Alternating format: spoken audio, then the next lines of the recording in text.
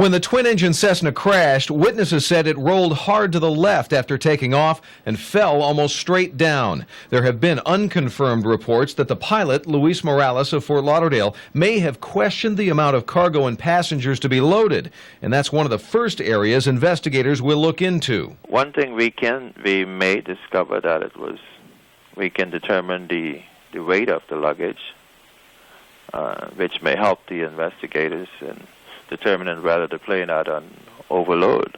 The crew that perished in the crash traveling with Aaliyah was scheduled to come back to South Florida on Sunday with the charter company Sky Limo in this 15-passenger plane, which can carry up to 4,500 pounds of fuel, passengers, and luggage. But for some reason, Aaliyah and her entourage chose to leave on Saturday afternoon in the smaller Cessna. We feel very terrible about what happened. It was obviously a terrible tragedy. One of those things of fate that, if she'd been on this plane that next day, maybe this all wouldn't have happened. We all wouldn't be here. In New York City, a mural was made Monday in remembrance of the young R&B star who many said had an unlimited future.